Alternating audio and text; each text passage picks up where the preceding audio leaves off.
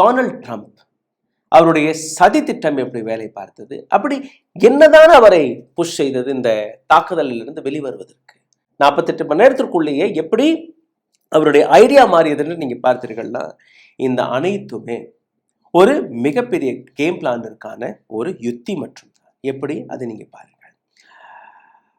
Donald ட்ரம்ப்புடைய இந்த statement நீங்க பார்த்தீர்கள். அந்த 5 நாட்கள் சீஸ்ஃபயருக்கு பின் நாங்க மிகப்பெரிய அளவில் ஈரானுடன் பேச்சுவார்த்தை நடத்தி வருகிறோம், பல டெவலப்மெண்ட்கள் நடந்து கொண்டிருக்கிறது.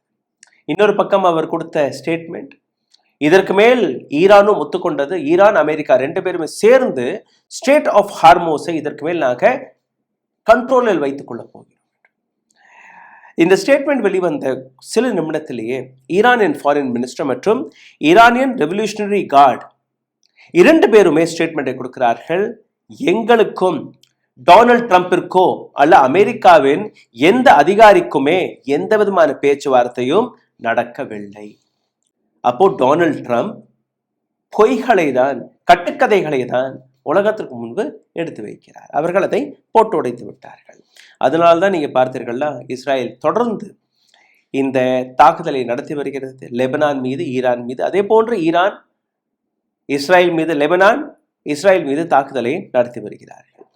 இஸ்ரேலின் பிரைம் மினிஸ்டர் இப்போ நேதன்யாகு, இதற்கு முன்னாடி இருந்த பிரைம் மினிஸ்டர்கள் உட்பட யாராக இருந்தார், அமெரிக்காவை கேட்காமல் ஒரு சிறிய துப்பாக்கி சூட்டை கூட நடத்த மாட்டார்கள்.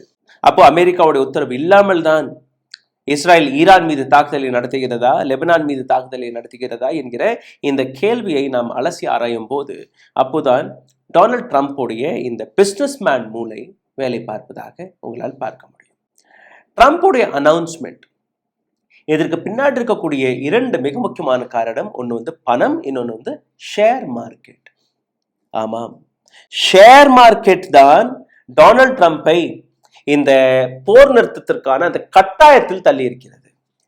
கடந்த 25 நாட்களாக எந்த அளவில் ஷேர் மார்க்கெட்டை நீங்க சரியும் போது பார்த்து வருகிறீர்களோ, இதை வைத்து ஒட்டுமொத்த உலகத்தின் பொருளாதாரம் எந்த அளவில் சிதைந்து வருவதை நீங்க பார்த்து வருகிறீர்களோ, அதை கொஞ்சம் புரிந்து கொள்ளுங்கள்.